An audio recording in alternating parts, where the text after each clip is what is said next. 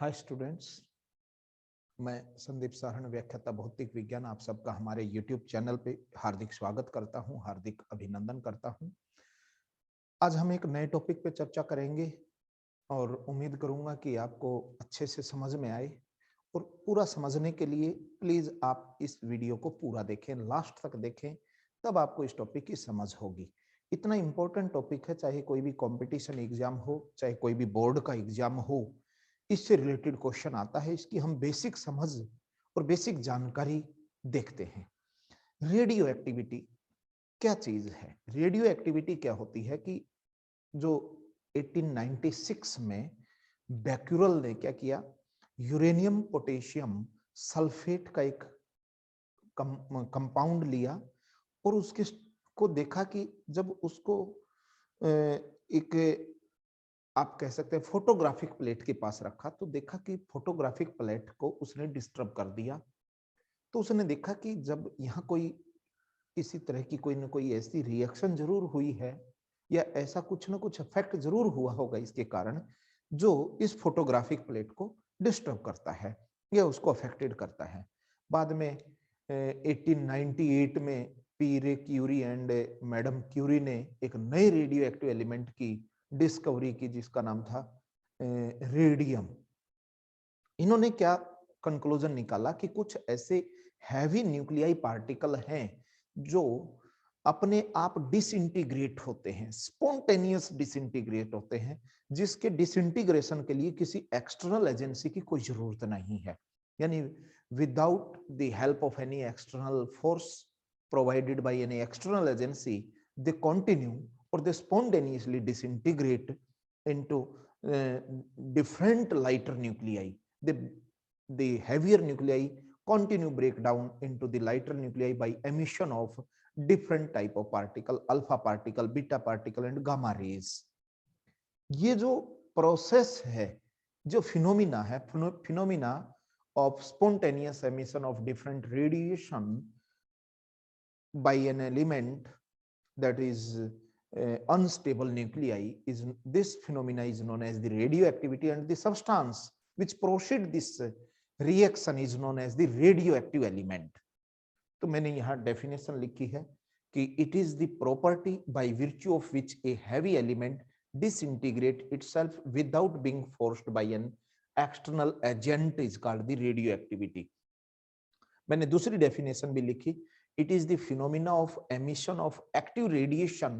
Active radiation कौन सी? Alpha, beta and gamma by an element is known as the radioactivity. This phenomena is known as the radioactivity and the element show this property is called the radioactive element. ये radioactive element है। इसको उसने इसकी nature को कैसे जानने की कोशिश की वो मैं समझा देता हूं कि इसने क्या किया कि एक रेडियो एक्टिव एलिमेंट यहां लिया कोई भी, इससे फिर इसने क्या किया, यहाँ इसके अराउंड में इलेक्ट्रिक फील्ड अप्लाई की। इलेक्ट्रिक फील्ड आप सब जानते हैं कि इलेक्ट्रिक फील्ड का मतलब है कि एक प्लेट पॉजिटिवली चार्ज है और एक नेगेटिवली चार्ज है। जो इससे डिसइंटीग्रेशन हुआ, कुछ पार्टिकल इस डायरेक्शन में मूवमेंट हुए, कुछ इस डायरेक्शन में मूवमेंट हुए और कुछ बिना डेविएशन के सीधा क्रॉस कर गए। ये पॉजिटिव प्लेट है और जो पार्टिकल इस पॉजिटिव प्लेट की तरफ आएंगे उनका चार्ज नेगेटिव होगा और जो नेगेटिव चार्ज की ओर डेविएट होंगे उनके ऊपर कैसा चार्ज रहेगा? पॉजिटिव पार्टिकल होंगे, पॉजिटिव चार्ज पार्टिकल। और ये नेगेटिव चार्ज पार्टिकल होंगे और जिनके ऊपर कोई भी चार्ज नहीं है वो सीधे निकल जाएंगे। और जो नेगेटिवली चार्ज पार्टिकल है इनको कहा बीटा पार्टिकल। जो पॉजिटिवली चार्ज पार्टिकल थे ये अल्फा और जो सीधे निकल गए उनको बोल दिया उसने गामा रेडिएशन। यानी ये ईएम वेव है, एक फोटोन की तरह बिहेव करती हैं। तो आपको ध्यान रखना है कि जो रेडियो एक्टिव डिसइंटीग्रेशन थे इसमें जब उसने इलेक्ट्रिक फील्ड अप्लाई की या मैग्नेटिक फील्ड अप्लाई की, कुछ पार्टिकल थे वो नेगेटिव प्लेट की ओर डेविएट हुए और नेगेटिव प्लेट की ओर जो पार्टिकल डेविएट होंगे they carry the positive charge, and particle that deviate toward the positive plate of electric field having the negative charge, and these particles are known as the beta particle and these are called the alpha particle. And some radiation or some particle, some radiation, they do not deflected by the electric and magnetic field, they cross straight without deviation and these are known as the gamma radiation. अब हमें यहां से पता लग गया कि जो disintegration हुआ during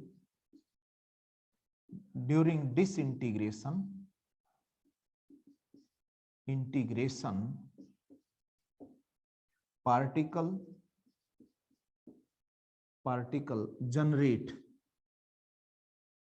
generate are alpha, beta and gamma. 3 type के पार्टिकल थे। द प्रॉपर्टीज ऑफ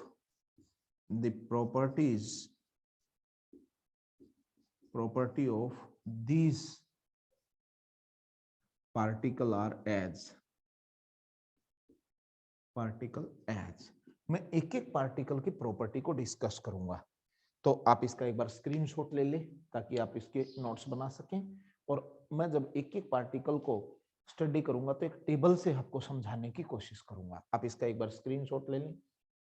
देखिए अब हम इन पार्टिकल की जो प्रॉपर्टी हैं, जो हमारे डीके बोलते हैं, इनको अल्फा डीके, बीटा डीके और गामा डीके, इनको इंडिविजुअली हम स्टडी करेंगे, इनकी एक एक प्रॉपर्टी को।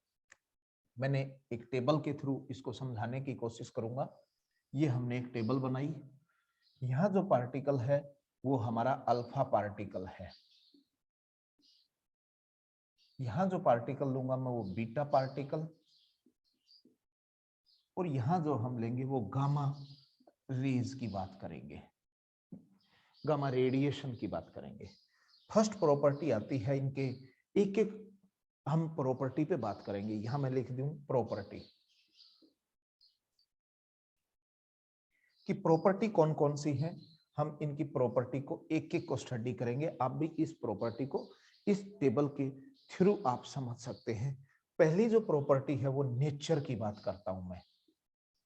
नेचर का मीनिंग हुआ कि इनकी नेचर कैसी होगी। वो हमने इलेक्ट्रिक और मैग्नेटिक फील्ड अप्लाई की, तब देखा नेचर कैसी थी।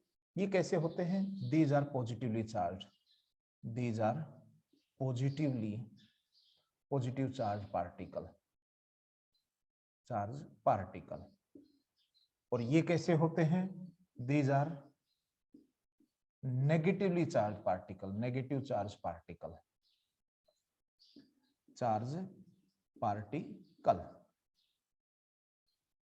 और ये कैसे थे? चार्जलेस, यानी ईएम वेव है। ये ईएम वेव कह लो या फोटोन कह लो। ये हमने पहली कंडीशन इनकी चार्ज की बात की कि इनके ऊपर इनकी नेचर कैसी है। ये नेचर है। सेकंड कंडीशन है कि चार्ज इन पे कैसा होता है। अब जैसे ये बात आई तो हम चार्ज की वैल्यू निकालेंगे। ये अल्फा पार्टिकल है, इसके ऊपर 2 time of charge on proton double होता है प्रोटॉन का, क्योंकि अल्फा पार्टिकल है, ये हीलियम न्यूक्लियाई होती है। 2,4 न्यूक्लियाई है, ये ध्यान रखना। और ये होते हैं फास्ट मूविंग इलेक्ट्रॉन बोलते हैं इनको हम। तो 2 टाइम ऑफ चार्ज पार्टिकल है तो कितना हो गया? 2 into 1.6 10⁻⁹ और इसको सोल्व करोगे तो आपकी वैल्यू होगी प्लस का 3.2 10⁻⁻19 कूलम। ये क्या है? इलेक्ट्रॉन के इक्वल चार्ज है तो 1.6 10⁻⁻19 कूलम माइनस में आ जाएगा, और इसके ऊपर 0 चार्ज होता है। तो जब भी आपसे चार्ज की बात करें तो हम अल्फा, बीटा और गामा के चार्ज को इस तरीके से लिख सकते हैं। तीसरी बात आती है इनके रेस्ट मास की, कि इनका मास कैसा होता है, रेस्ट मास कितना होगा। रेस्ट मास की बात चले तो ये हीलियम न्यूक्लियाई है तो इसका चार्ज होगा 4 time of mass of proton, और 4 मास प्रोटॉन होता है 1.67 10⁻⁻27 kg, और इसकी मल्टीप्लाई करोगे 6.6 के आसपास होता है, 7 होता है यहाँ, इंटू 10⁻⁻27 kg। ये इलेक्ट्रॉन होते हैं तो इसका मास होता है 9.1 10⁻⁻31 kg, और इनका रेस्ट मास होता है वो 0 होता है। इनका रेस्ट मास होता ही नहीं है। फिर इनकी वेलोसिटी की बात चलती है। नंबर 4th प्रॉपर्टी है इनकी वेलोसिटी का मतलब है कि इनकी स्पीड कितनी होगी। वो स्पीड की जब हम बात करें तो हम देख पाते हैं कि इनकी स्पीड जो होती है, इसकी स्पीड होती है 1.4 10 raise to power 8 to 2.2 10 raise to power 8 meter पर सेकंड के आसपास होती है। यानी इनकी स्पीड है 1.4 10 रेज टू पावर 7 से 2.8 2.2 इंटू 10 रेज टू पावर 7 के इक्वल होती है। इसकी जो स्पीड होती है वो वेलोसिटी ऑफ लाइट के इक्वल होती है, मीटर पर सेकंड के इक्वल होती है, जिसको हम स्पीड ऑफ लाइट बोलते हैं। और जो इलेक्ट्रॉन की स्पीड होती है वो इनसे किस रेंज में होती है वो हम देख लेते हैं। 3 into 10 raise to power 6 meter पर सेकंड, यानी स्लो इलेक्ट्रॉन से 2.9 10 रेज टू पावर 8 मीटर पर सेकंड तक होती है। तो ये इनकी वेलोसिटी की बात चलती है कि किसकी वेलोसिटी कितनी होती है। इस टेबल से आप समझने की कोशिश करें। एनर्जी की बात चले, नंबर 5 प्रॉपर्टी है इनकी एनर्जी की बात चले कि इनकी एनर्जी कितनी होती है। इसकी एनर्जी लेस होती है, सबसे कम होती है, इसकी मैक्सिमम होती है।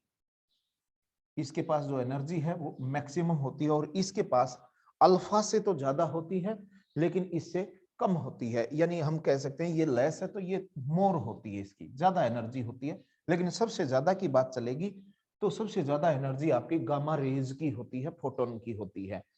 फिर आती है हमारी आयनाइजेशन पावर की बात है। 6 पे ionization, ionization power. Ionization power का मतलब होता है कि जब भी इन पार्टिकल को, जैसे अल्फा पार्टिकल है, इसको एयर से पास कर दें तो ये कितनी एयर को आयनाइज कर सकता है। बीटा पार्टिकल को पास करें तो वो कितनी एयर को आयनाइज कर देगा। आयनाइज करने का मतलब होता है कि उस जो आपका एयर मॉलिक्यूल है, जब उससे ये स्ट्राइक करते हैं तो उसके इलेक्ट्रॉन को ग्राउंड स्टेट से बाहर कर दे एटम से। जो हमने पिछले टॉपिक में भी, जो हमारा एटम वाला चैप्टर है उसमें मैंने बिल्कुल अच्छे से समझाया हुआ है कि ionization energy, ionization potential. Ionization energy और एक्साइटेशन एनर्जी में डिफरेंस है, ध्यान रखना। आयनाइजेशन एनर्जी का मतलब होता है कि इलेक्ट्रॉन को कंप्लीटली एटम से बाहर कर देना, और एक्साइटेशन एनर्जी का मतलब होता है कि लो एनर्जी लेवल से हाई एनर्जी लेवल पे भेज देना। तो यहां आयनाइजेशन की बात करते हैं हम। आयनाइजेशन की जब बात करेंगे तो उस समय आपको ध्यान रखना है कि जो आयनाइजेशन पावर होती है, इसकी आयनाइजेशन पावर मैक्सिमम होती है, क्योंकि ये हैवी पार्टिकल, यानी 100 टाइम्स टू बीटा। बीटा के कंपैरिजन में 100 टाइम्स इसकी जो आयनाइजेशन पावर होती है। और जो हमारा ये जो बीटा पार्टिकल होता है इसकी भी वैल्यू ज्यादा होती है, लेकिन ये 100 times more than gamma particle होती है, और इसकी सबसे कम होती है, लिस्ट होती है। यानी गामा पार्टिकल सबसे कम आयनाइजेशन पावर का होता है। यानी इसका मतलब यह हुआ कि जब गामा पार्टिकल को एयर से पास करेंगे तो ये बहुत कम गैस के मॉलिक्यूल को आयनाइज करेगा एज कंपेयर टू बीटा और एज कंपेयर टू गामा। एक चलती है हमारी penetration power. Penetration power, penetration power का मतलब होता है कि किसी भी मीडियम के अंदर जब इनको हम मोमेंट कराते हैं तो लॉन्ग डिस्टेंस कौन ट्रेवल करेगा। यानी सिंपल साधारण सी भाषा में समझ लो कि ये हमने मान लीजिए कोई भी एक रोड ले ली ऐसे, और इसके ऊपर बम्बार्डमेंट की अल्फा की, इसके ऊपर बीटा की और इसी के ऊपर गामा की। कौन सा इसको ज्यादा अंदर तक चला जाएगा? गामा सबसे ज्यादा जाता है, बीटा उससे कम, और अल्फा सबसे कम। यानी जो जितना कम डिस्टेंस ट्रेवल करेगा इनसाइड दिस, उसकी पेनिट्रेशन पावर उतनी कम हो जाएगी। तो पेनिट्रेशन पावर आयनाइजेशन का रेसिप्रोकल मान के चलो। ये लिस्ट होती है, ये मैक्सिमम होती है पेनिट्रेशन पावर क्योंकि इसकी एनर्जी ज्यादा है, और ये इंटरमीडिएट होती है, यानी less than gamma but more than alpha particle. इसकी इंटरमीडिएट पेनिट्रेशन पावर होती है। फिर होता है अफेक्टेड बाय इलेक्ट्रिक और मैग्नेटिक फील्ड, और अफेक्ट ऑन फोटोग्राफिक प्लेट। और 8वीं है कि ये फोटोग्राफिक प्लेट को कैसे अफेक्ट करते हैं। Effect on photographic graphic plate, graphic plate, photographic plate को किस तरीके से ये अफेक्ट करते हैं? तो इसमें सबसे कम अफेक्ट करता है ये लिस्ट, मोर, और ये सबसे ज्यादा अफेक्ट करता है मैक्सिमम। तो ध्यान रखना कि सबसे ज्यादा अफेक्ट कौन करता है? सबसे ज्यादा फोटोग्राफिक प्लेट को गामा रेज करती है, बीटा उससे कम, और ये सबसे कम। और लास्ट चीज आती है कि इलेक्ट्रिक और मैग्नेटिक फील्ड का क्या इफेक्ट पड़ता है। यानी हम कह सकते हैं कि इफेक्ट 9th नंबर लिख सकते हो, effect of E and B. E का मतलब यहाँ इलेक्ट्रिक फील्ड है और बी का मतलब यहाँ मैग्नेटिक फील्ड है। हो सकता है यहाँ आपको दिखाई नहीं दे रहा हूं, मैं इस पॉइंट को ऊपर लिख दूंगा, एक बार इसका आप स्क्रीनशॉट ले लें। इसका स्क्रीनशॉट ले लेंगे तो आपको अच्छे से समझ में आ जाएगा। आप इसी तरीके से इसको याद करना है। तो इसका स्क्रीनशॉट ले लिया होगा आपने। मैं एक प्रॉपर्टी इस लास्ट वाली को हटा के यहाँ लिख देता हूं। एक प्रॉपर्टी और है कि इलेक्ट्रिक और मैग्नेटिक फील्ड को कैसे अफेक्ट करते हैं। हम यहां से इसको एक प्रॉपर्टी यहां पढ़ लूंगा मैं, ये आप सबसे लास्ट वाली मान लेना। Effect of electric and magnetic field. Magnetic field, देखिए इलेक्ट्रिक और मैग्नेटिक फील्ड केवल उसी को अफेक्ट करेंगे जिसके ऊपर चार्ज होगा। तो अल्फा पार्टिकल के ऊपर चार्ज है तो इसका मतलब अल्फा पार्टिकल भी अफेक्टेड होंगे। दे डिफ्लेक्टेड बाय बोथ। बोथ का मतलब यहां पे इलेक्ट्रिक एंड मैग्नेटिक फील्ड है, बोथ फील्ड।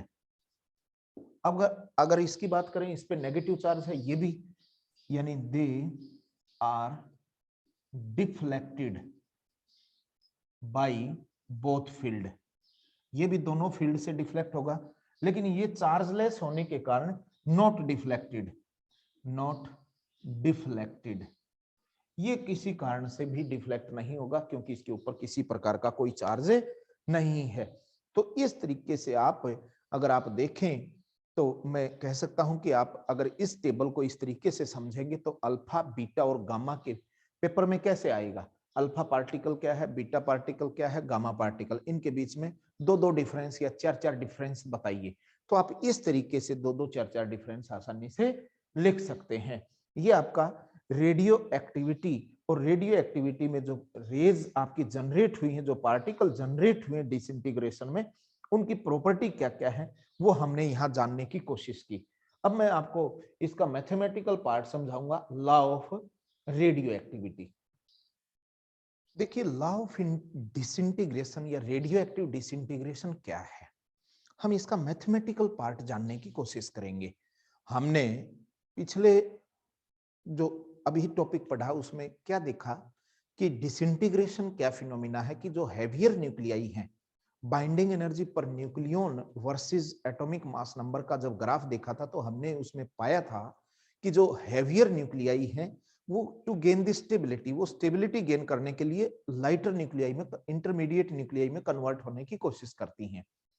तो यहां हमने देखा कि जो रेडियो एक्टिव एलिमेंट है वो कॉन्टिन्यूसली और स्पॉन्टेनियसली कुछ पार्टिकल का एमिशन करते रहते हैं अपने आप ही, उसमें एक्सटर्नल फैक्टर की जरूरत नहीं थी। उस प्रोसेस को हमने रेडियो एक्टिविटी कहा और इस एलिमेंट को हमने रेडियो एक्टिव एलिमेंट कहा। तो लॉ ऑफ रेडियो एक्टिविटी या law of radio active disintegration क्या है, मैं आपको क्लियर कर दूं कि ये लॉ ऑफ प्रोबेबिलिटी है, यानी प्रोबेबिलिटी पे डिपेंड करता है। ऐसा नहीं होता कि इसके लिए कोई स्पेशल या स्पेसिफिक लॉ की जरूरत है, ये प्रोबेबिलिटी फैक्टर है। तो इसके क्या क्या लॉ हो सकते हैं, कुछ इसको हमने कंबाइंड रूप से स्टडी करके एक फॉर्म देने की कोशिश की है। इसमें पहली चीज तो ये है कि जो रेडियो एक्टिविटी होती है ये एक स्पॉन्टेनियस प्रोसेस है जो किसी एक्सटर्नल फैक्टर क्या होते हैं, टेम्परेचर है, प्रेशर है, उस समय का कंडीशन कैसी है, वहां आप हाइट पे हैं, लो हाइट पे हैं, या आपका रेडियो एक्टिव सैंपल है वो किस कंडीशन में है, किस स्टेट में है, यानी लिक्विड में है, सॉलिड में है, कैसे है, इन सब एक्सटर्नल फैक्टर के ऊपर इसका कोई डिपेंडेंसी नहीं है।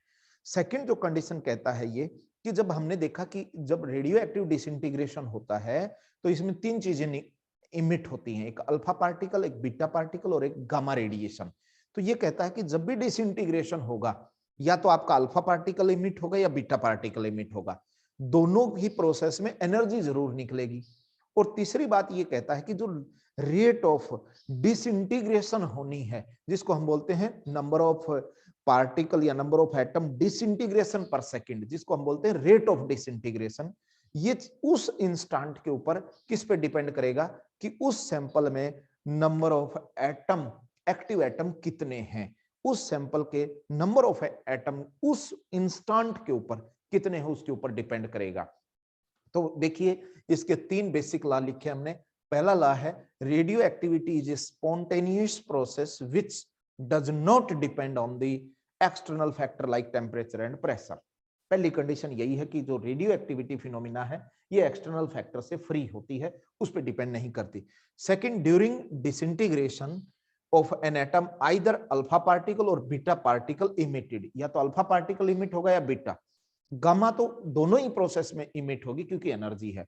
और जो बेसिक इसका लॉ है कि number of atom disintegration per second, जिसको हम रेट ऑफ डिसइंटीग्रेशन कहेंगे, at an instant is directly proportional to the number of radioactive atom actually present in this sample at that instant. उस instant के ऊपर कितने आपके पार्टिकल प्रेजेंट हैं, इस चीज पे ये डिपेंड करेगा। हम मान लेते हैं कोई भी एक सैंपल लिया हमने और उस सैंपल में टोटल नंबर ऑफ एटम की बात करें, जैसे हमें भी इसको सोल्व करने की कोशिश करेंगे। Let total number of atom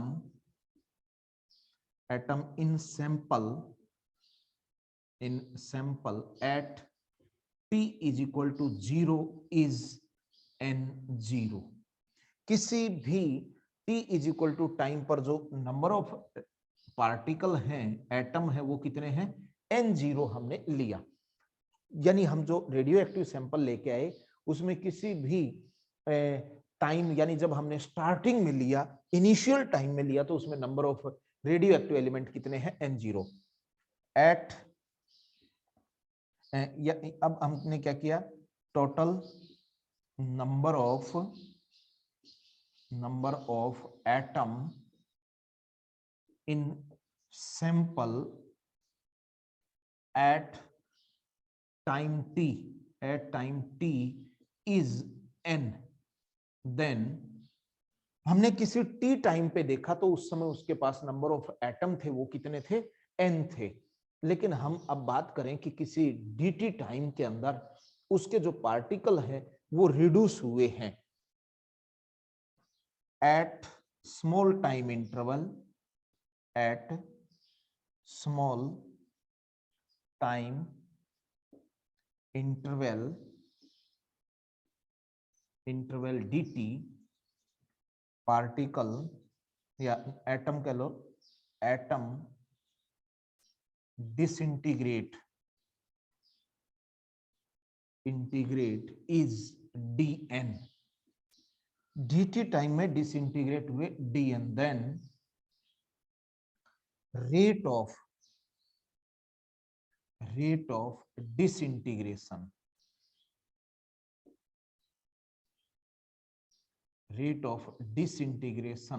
of atom proportional to number of atom, पूरा लिख लो इसको, n0 नहीं, number of atom at number of atom in sample, इस पे डिपेंड करेंगे number of atom in sample उस समय जब ये डिसइंटीग्रेशन हुआ। रेट ऑफ डिसइंटीग्रेशन क्या होता है, minus dn upon dt, directly proportional number of sample कितने थे t टाइम पे, n थे। तो d माइनस साइन क्यों आया, here negative sign represent number of atom reduce in sample. जब भी आपका डिसइंटीग्रेशन होगा तो नंबर ऑफ एटम कम हो जाते हैं, तो तो नंबर ऑफ एटम कम होंगे तो dn की वैल्यू क्या हो जाएगी विद रिस्पेक्ट टू टाइम कम। जैसे जैसे टाइम इंक्रीज करता जाएगा तो आपके सैंपल से नंबर ऑफ एटम कम हो जाएंगे। और ये बन गया हमारा minus dn upon dt is equal to lambda n। हमने एक कांस्टेंट लिया यहाँ पे जिसका नाम है lambda. here lambda is constant of disintegration, जिसका नाम क्या है कांस्टेंट ऑफ डिसइंटीग्रेशन। और इसको हम जो बोलते हैं डीके कांस्टेंट भी बोलते हैं। और इसका नाम क्या है यहाँ पर और डीके कांस्टेंट, इसका नाम है डीके कांस्टेंट। आप इसका एक बार स्क्रीनशॉट ले लें, फिर इसकी हम मैथमेटिकल फॉर्म को आगे पढ़ते हैं और हम आराम से इसको सोल्व करेंगे। आप एक बार इसका स्क्रीनशॉट ले लें। देखिए अब आगे हम जब इस इक्वेशन को देखें, जब इस इक्वेशन को हम ध्यान से देखते हैं तो हमें पता लगता है कि ये फर्स्ट ऑर्डर डिफरेंशियल इक्वेशन है।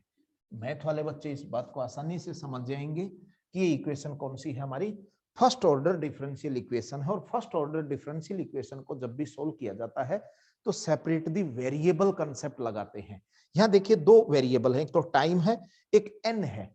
तो हम इस इक्वेशन को इस तरीके से रीअरेंज करेंगे कि आपका dn है, इसके नीचे तो n आ जाए और लैम्डा है इधर dt हो जाए, क्योंकि दो फैक्टर यहां पर वेरिएबल हैं।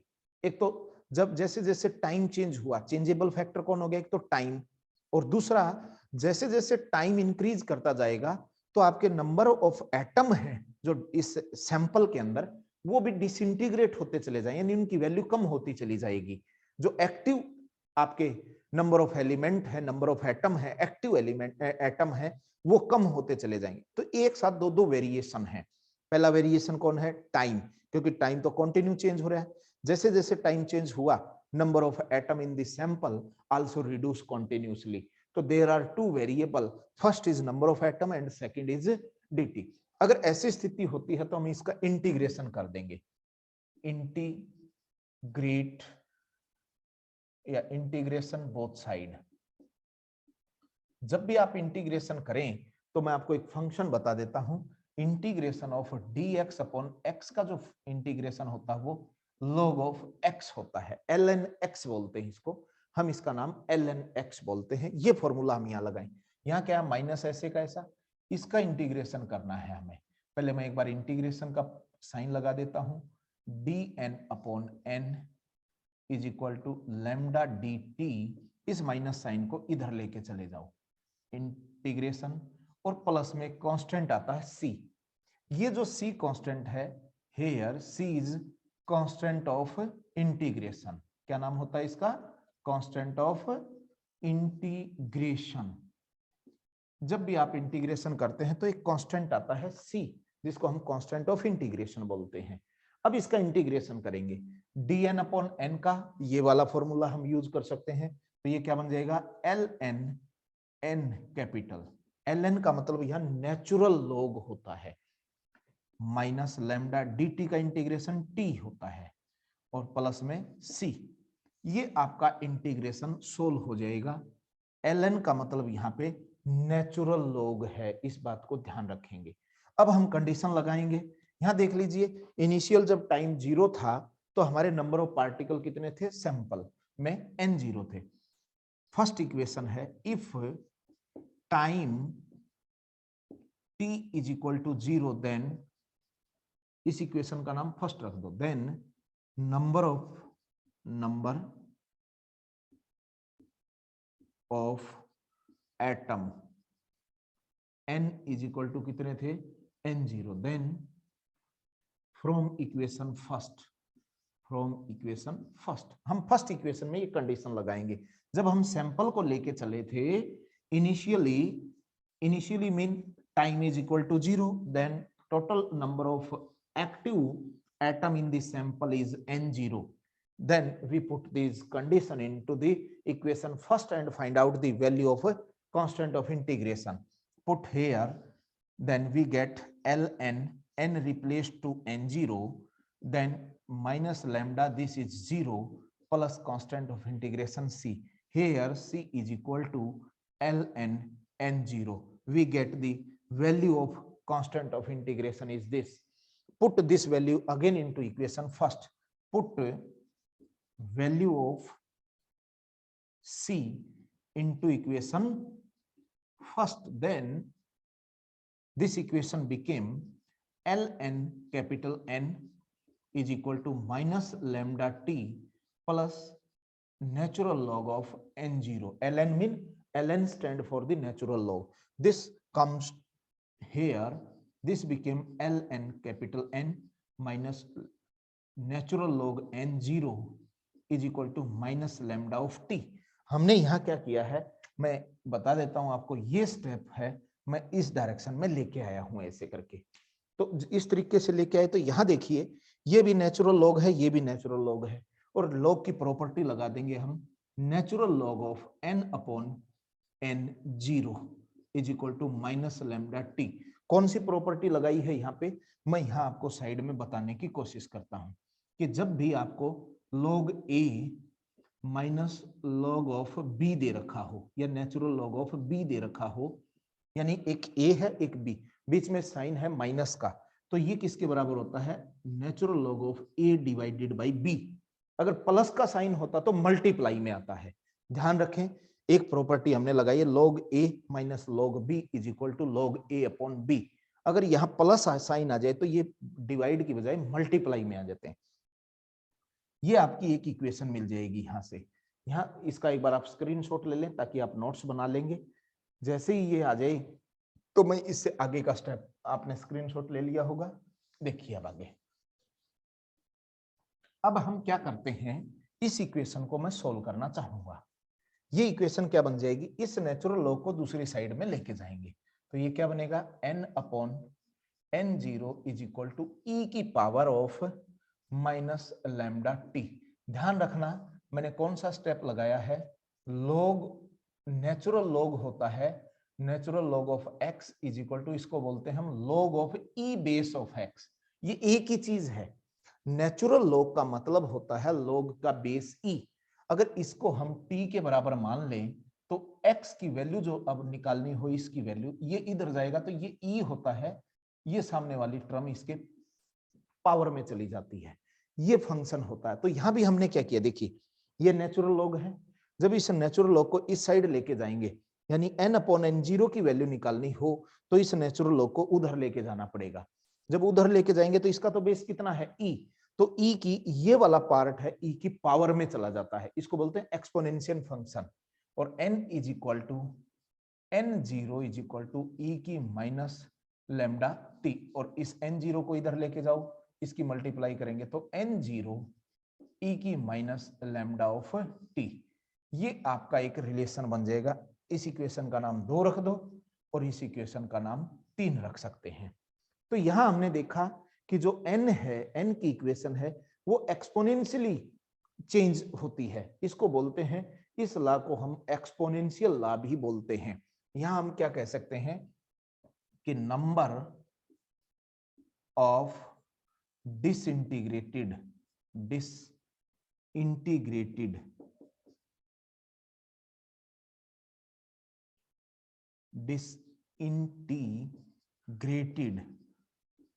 number of disintegrated atom change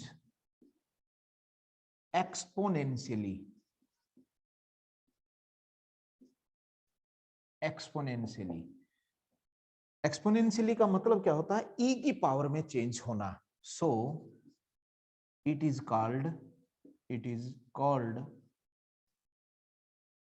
exponential law.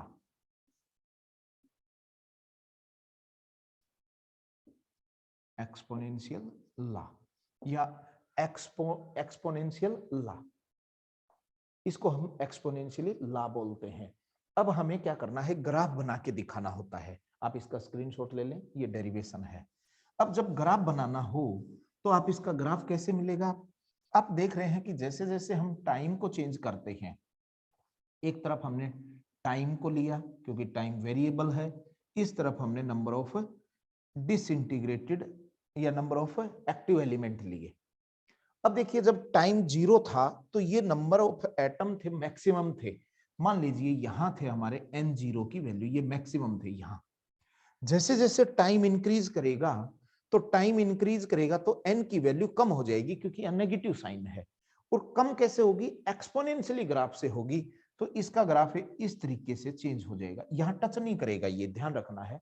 तो इस तरीके से ग्राफ इसका कंटिन्यू चेंज होगा। और ये जो हमारी इक्वेशन है, जिस इक्वेशन से ये चेंज हुआ, n is equal to n naught e की माइनस लैम्डा ऑफ t, ये इसका ग्राफ होता है। इसको बोलते हैं एक्सपोनेंशियल ग्राफ। आप इसको यहां तक कैलकुलेट कर सकते हैं। आप इसका एक बार स्क्रीनशॉट ले लें, फिर हम एक और बात करते हैं इसकी।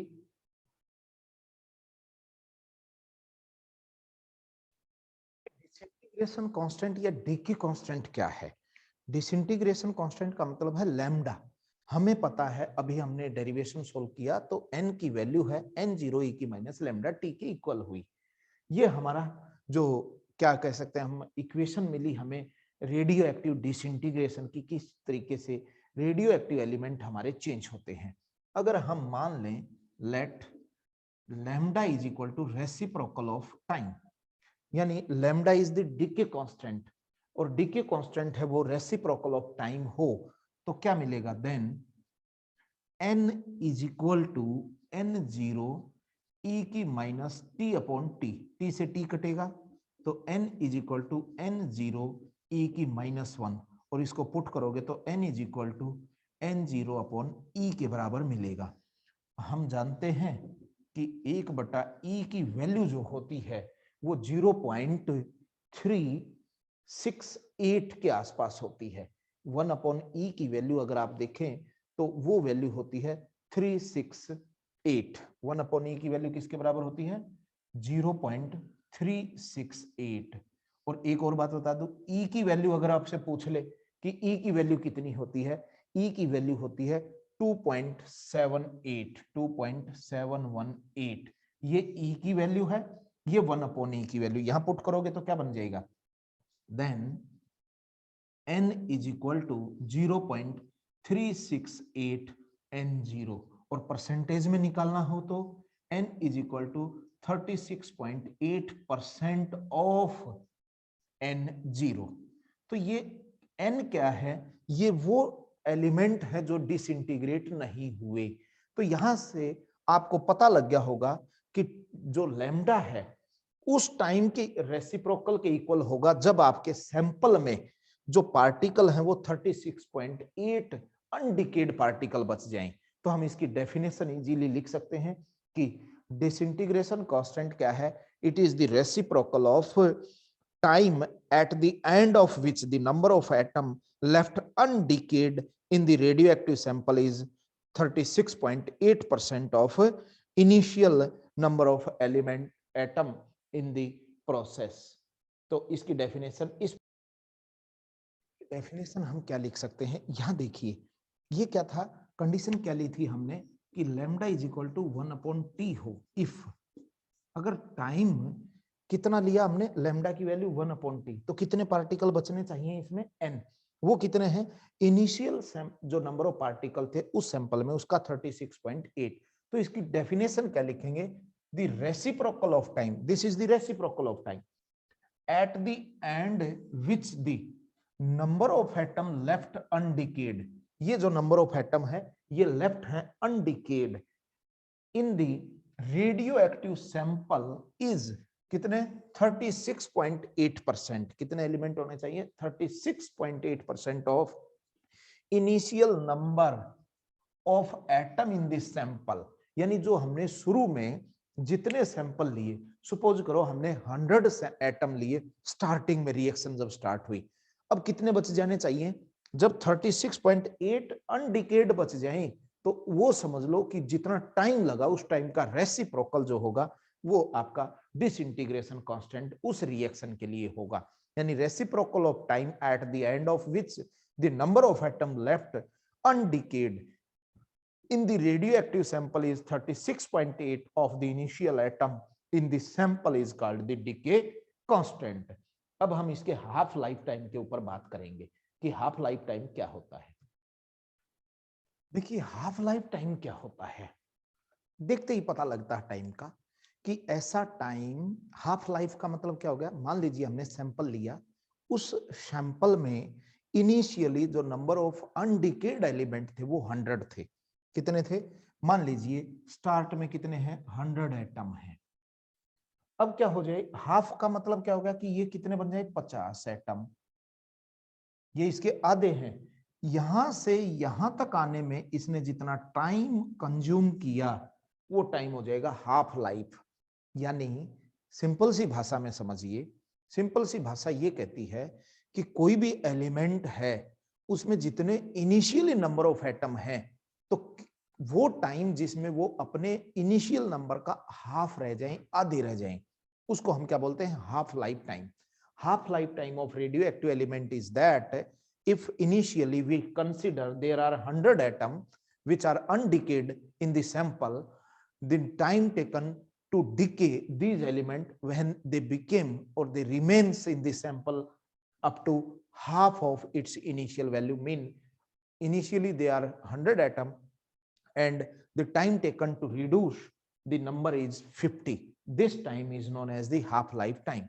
हाफ लाइफ टाइम जब भी किसी रेडियो एक्टिव एलिमेंट का निकालना हो तो हम ये टाइम नोट करते हैं। तो अब इसकी डेफिनेशन देखिए आप, डेफिनेशन क्या कहता है, it is the time in which number of atom left undecayed in the sample is half of the total number of atom present initial in the sample. यानी कोई भी हमारा सैंपल है उसमें इनिशियली जितने नंबर ऑफ एटम प्रेजेंट है उसका 50% रह जाए, और जितना 50% होने में जो टाइम लगेगा उसको हम क्या बोलेंगे, half life of radio active element. और हाफ लाइफ को हम कैसे निकालें, मान लीजिए इस टाइम को हम लेट टी हाफ, जो टाइम है हाफ लाइफ टाइम है वो टी हाफ कंसीडर किया, t is equal to t half, इसको बोल दिया हमने half life time, half life time. तो इस समय नंबर ऑफ पार्टिकल कितने हो जाएंगे, n0/2, यानी उसके टोटल नंबर ऑफ पार्टिकल जो हमने नंबर ऑफ एटम लिए उस सैंपल में वो n0 इनिशियली थे, तो उसका आधा रह जाए। But we know that equation क्या थी, n is equal to n0 e की माइनस लैम्डा ऑफ t। ये हमारे नंबर ऑफ इक्वेशन थी डिसइंटीग्रेशन कांस्टेंट की। इन वैल्यू को इसमें पुट करोगे तो n की वैल्यू तो क्या हो जाएगी, n0/2 इज इक्वल टू, ये हो गया n0 e की पावर माइनस लैम्डा, और टाइम कितना हो गया t half.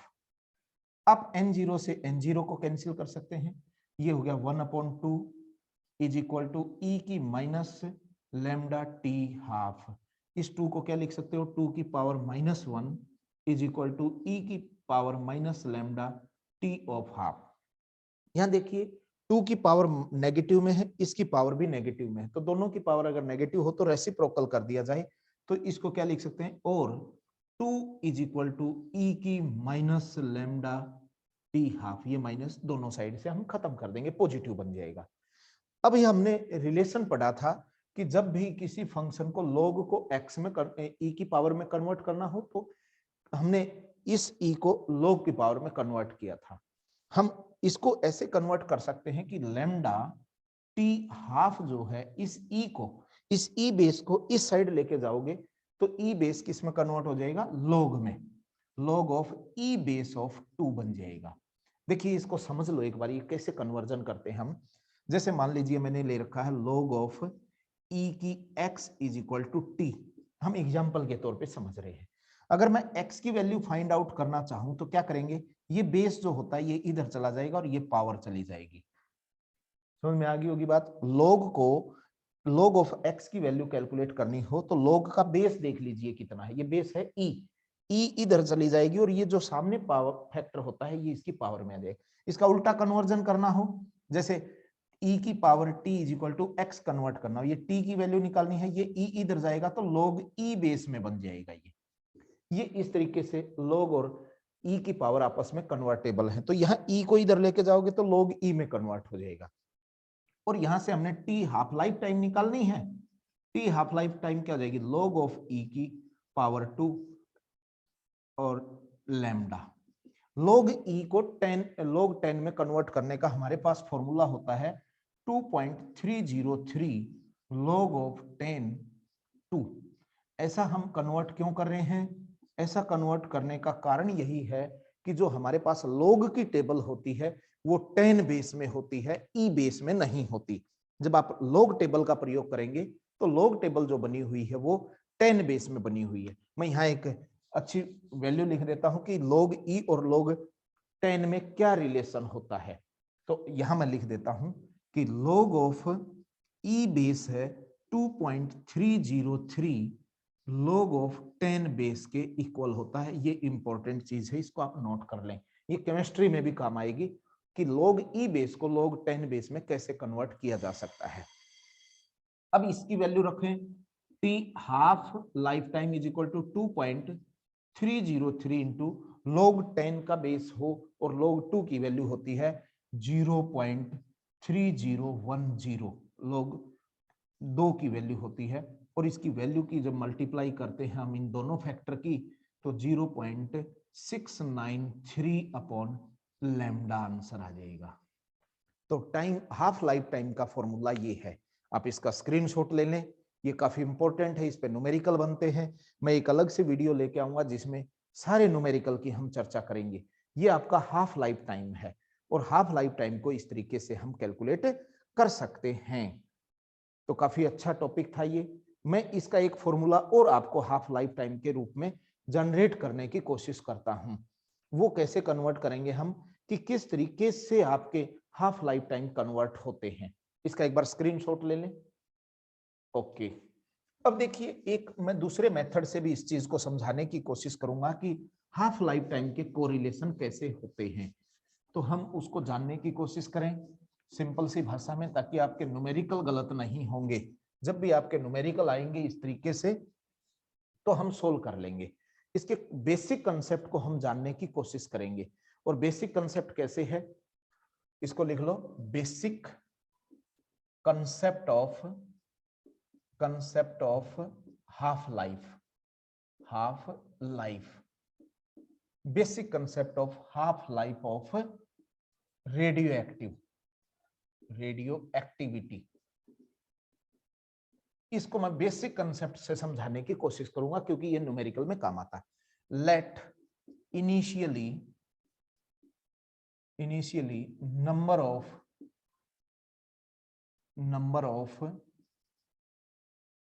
number of atom in sample is equal to n0 for first half time. t की वैल्यू, t1 की वैल्यू मैंने t मान ली। फर्स्ट हाफ लाइफ टाइम में t1 की वैल्यू मैंने क्या मान ली, t मान ली। ये फर्स्ट हाफ टाइम है। तो आपका नंबर ऑफ एक्टिव एलिमेंट कितने हो जाएंगे, नंबर ऑफ एक्टिव एलिमेंट का मतलब समझ गए, एक्टिव एलिमेंट का मतलब है अनडीके एलिमेंट। n1 नाम दे दिया, n1 की वैल्यू बन जाएगी हमारी n0/2। इस समय फर्स्ट हाफ लाइफ टाइम में वो आधे हो जाएंगे। For second half time second half time का मतलब हो गया जो t2 की वैल्यू है 2 बन जाएगी। इस समय एलिमेंट कितने बचेंगे, n2 नाम दे दिया, वो n1 के आधे हो जाएंगे। कितने हो जाएंगे, देखिए पहले एलिमेंट थे n0, उसका आधा हो गया, अब उसके भी आधे हुए n1, और n1 की वैल्यू रखोगे तो n0/2 इंटू 2, और इसको हम लिख सकते हैं n0/2 की पावर 2। और इसको अगर आप समझें n2 बन गया आपका n0/1/2 की पावर 2। ऐसे बन सकता है second half life. Third half life के लिए देखिए, for third half life time t की वैल्यू है 3t मान ली। अब एलिमेंट कितने होंगे तीसरे टाइम में, n2 का आधा बनना है इसको, और n2 की वैल्यू रखोगे तो n0/2 और 1/2 की पावर 2, तो ये बन गया n0/1/3 की पावर 3, सॉरी 1/2 की पावर 3। तो एक सीरीज मिल रही है हमें। इसको देखिए, इसको मैं ऐसे लिख दूं कि n0 1/2 की पावर 1 फर्स्ट हाफ टाइम है। फर्स्ट हाफ टाइम में 1/2 की पावर 1 है, सेकंड हाफ टाइम में 2 पावर है, थर्ड में 3 है, और nth में क्या हो जाएगा 4 nth half time. nth time में t इज इक्वल टू क्या हो जाएगा n कैपिटल T। तो उस समय आपका जो फॉर्मूला बनेगा nn वो बनेगा n0 इंटू 1/2 की पावर n। ये काफी इंपॉर्टेंट चीज है, ये फॉर्मूला आपको ध्यान होना चाहिए। ये बेसिक कंसेप्ट है आपका। जो आपके नंबर ऑफ एक्टिव एलिमेंट हैं उनको फाइंड आउट करना हो तो इस तरीके से हम कैलकुलेट कर सकते हैं। लेकिन अगर क्वेश्चन आ जाए कि ये तो कौन से एलिमेंट हैं, नंबर ऑफ अनडिकेड, अब हम बात करते हैं, इसका आपको समझ में आया होगा। तो अगर आपसे ये पूछ लिया जाए कि भाई नंबर ऑफ, ये तो क्या है, हम यहां लिखते हैं after n time, nth half time, after nth half time number of undecayed, number of undecayed atom किसके बराबर हो गए, नंबर ऑफ अनडिकेड एटम हो गए nn बराबर है n0 1/2 की पावर n। और अगर आपसे पूछ ले नंबर ऑफ डिकेड एटम, यानी कितने एलिमेंट डिके हो चुके, n डैश क्या हो जाएगा n0 में से n0 इंटू 1/2 की पावर n को माइनस कर दो, तो n डैश क्या हो जाएगा n0 ब्रैकेट में 1 - 2 की पावर n। ये भी अच्छा फॉर्मूला है जो आपके काम आ सकता है। नंबर ऑफ अनडिकेड भी तो पूछे जा सकते हैं ना, तो नंबर ऑफ अनडिकेड पूछे तो इस तरीके से हम इसका क्वेश्चन सोल्व कर देंगे। तो आप इस तरीके से आप देख सकते हैं कि हम जो एवरेज, एक टॉपिक और बता देता हूं मैं, एवरेज लाइफ टाइम, एक छोटा सा टॉपिक और है कि average life of radio active element क्या होती है। एवरेज जो लाइफ होती है, average life of radio active element, radio active element, average जो है आपकी लाइफ टाइम है रेडियो एक्टिव एलिमेंट की, वो क्या होती है, वो होती है कि कितनी लाइव्स ऑफ एटम है, सम ऑफ लाइव्स ऑफ एटम और टोटल नंबर ऑफ एटम। इसको हम टाउ से लिख दें तो ऊपर तो लिख दूंगा sum of lives of atom divided by number of atom, total number of atom, total number of atom in sample. अगर इसका आपको फॉर्मूला बनाना हो तो फॉर्मूला सिंपल सा है 1/λ, यानी डिसइंटीग्रेशन कांस्टेंट का रेसिप्रोकल जो होता है वो एवरेज लाइफ टाइम होता है। इस चीज को आप ध्यान रखेंगे कि एवरेज लाइफ टाइम है वो 1/λ होता है। ये तो हो गया आपका एवरेज लाइफ टाइम। एक क्वेश्चन बन सकता है कि आपका relation between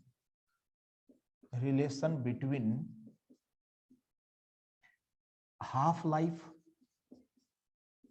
life and average life, इसके बीच में रिलेशन आपसे पूछा जा सकता है। तो हम दोनों फॉर्मूले लिखेंगे। टी हाफ क्या होता है 0.693/λ, और टाउ एवरेज लाइफ क्या थी 1/λ। जब दोनों को कंपेयर करोगे तो टी हाफ की वैल्यू है 0.693 इंटू टाउ। ये इन दोनों के बीच रिलेशन होता है, एवरेज लाइफ टाइम और हाफ लाइफ टाइम के बीच में ये रिलेशन होता है। अब हम क्या करेंगे कि हम चाहेंगे कि इसका एक अलग से मैं पार्ट लेके आऊं जिसमें इसके न्यूमेरिकल को हम सोल्व करेंगे ताकि इसका कंसेप्ट अच्छे से समझ में आए। और उम्मीद करता हूं कि इतना अगर आपको समझ में आ गया तो आपका न्यूमेरिकल या इस टॉपिक से रेडियो एक्टिविटी से कोई क्वेश्चन गलत नहीं होगा। तो अगर आपको ये अच्छा लगा हो तो आप इसको शेयर करें, सब्सक्राइब करें, मेरे चैनल को सपोर्ट करें। बहुत बहुत धन्यवाद आप सबका, बहुत बहुत।